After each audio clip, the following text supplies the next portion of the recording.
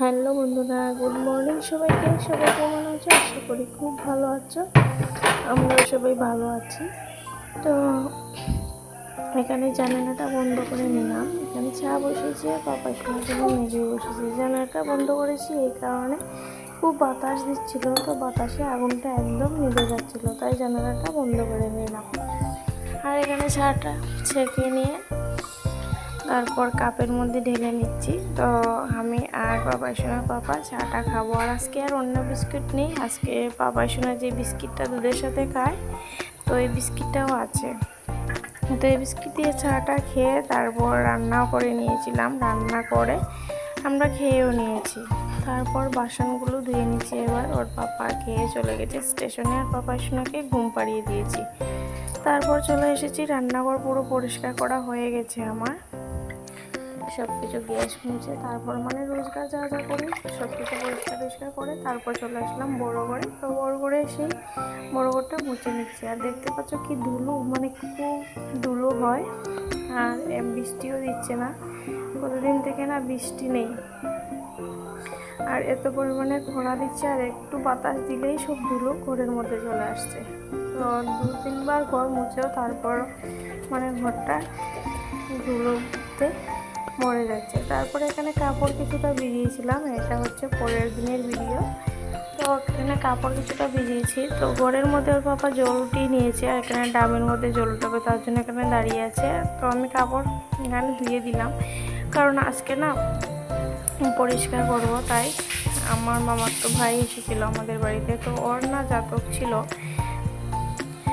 তো তার জন্য আজকে পরিষ্কার করব। তো এই যে রান্না করে নিয়ে গ্যাসটা আমি বাইরে নিয়ে ধুয়ে দিয়েছি, ধুয়ে এখানে রেখে দিয়েছি। তারপর সব কিছু উপর সব কিছু পরিষ্কার করে নিচ্ছি। যে এটার ভিতর সব কিছু মোছা হয়ে গেছে। আর বাসনও ধুয়ে নিচ্ছি, শুধু এই ডাব্বাগুলো রয়েছে, তো ডাব্বাগুলো এবার ধুয়ে নেব। তো কারো যদি ওষুধ ঢুকে না, পরিষ্কার করতে এত কষ্ট কি বলবো। তো এবার দরজাটা মুছে নিচ্ছি। আর দেখতে যেটাই পরিষ্কার করছি মনে হচ্ছে যে এটা তো রয়ে গেছে, এটা পরিষ্কার করবি, এইভাবে সব কিছুই পরিষ্কার করে নিয়েছি। এদিকে টেবিলটাও রয়েছিল, তো টেবিলের উপর উঠে আমি এই যে রান্নাঘরের উপরটা আমি মুছেছি, গ্যাসের উপরটা আমি মুছেছি, এই টেবিলের উপরে উঠে। তো এবার টেবিলটা মুছে নিচ্ছি।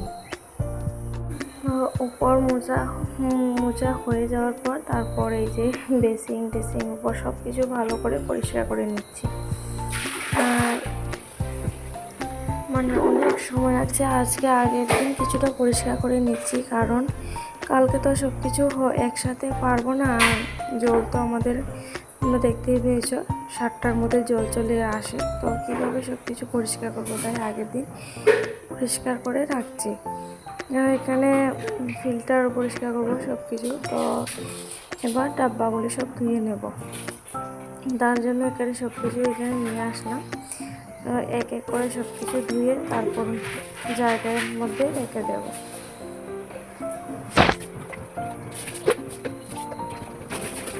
এই যে ডাব্বাগুলো এবার ধুয়ে নিচ্ছি।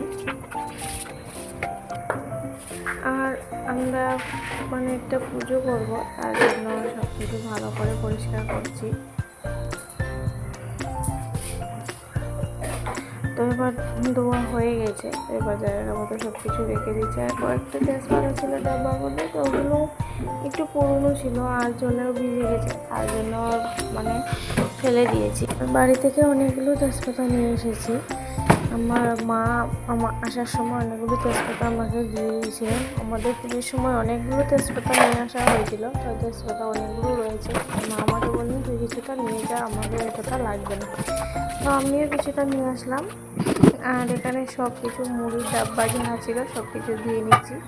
এবার কলসিটাকেও ধুয়ে নিচ্ছি, কলসিটাকে এখানে বেসিনের মধ্যে ধুয়ে পরিষ্কার করে নিচ্ছি। এই যে টেবিল সব কিছু এখানে ধুয়ে পরিষ্কার করে নিয়ে রেখেছি।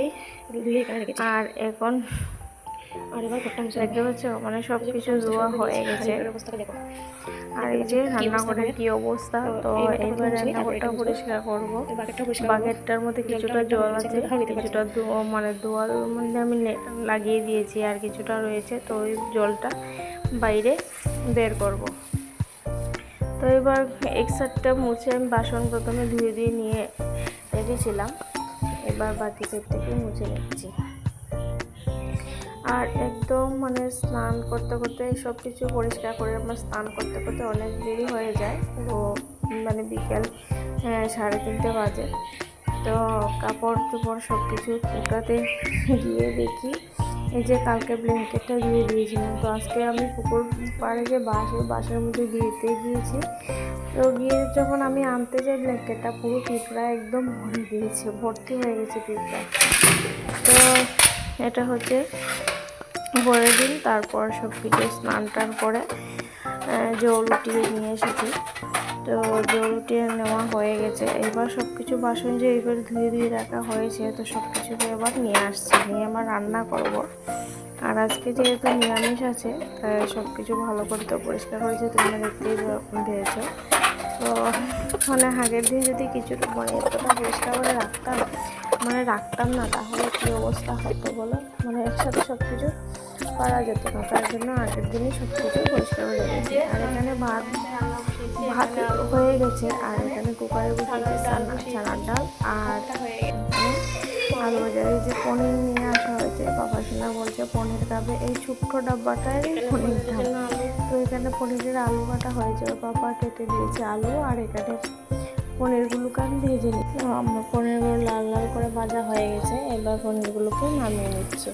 আর এখানে চানার ডাল বসিয়েছি, অনেকক্ষণ হলো চানার ডালগুলো বসিয়েছি। প্রথমে একবার নামিয়েছি, ভেবেছিলাম হয়তো হয়ে গেছে, কিন্তু দেখি না এত পরিমাণে শক্ত আছে যে ডালগুলো হবেই না। তারপর আবার বসালাম। আর এখানে পনিরে টমেটো দেবো, তার জন্য কিছুটা টমেটো পেড়ে নিয়ে আসি। আর ঘরে টমেটো ছিল না, তাই গাছ থেকে আমি যে গাছ লাগিয়েছিলাম ওই গাছে মানে কিছুটা টমেটো ছিল 4-5টা, তো ওইগুলো নিয়ে আসলাম। তারপর রান্নাবান্না শেষে এখানে বসে পড়েছি ভাত খেতে, আলু ভাজি, ডাল আর পনির। তো আজকে পর্যন্ত ছিল, টাটা, বাই বাই।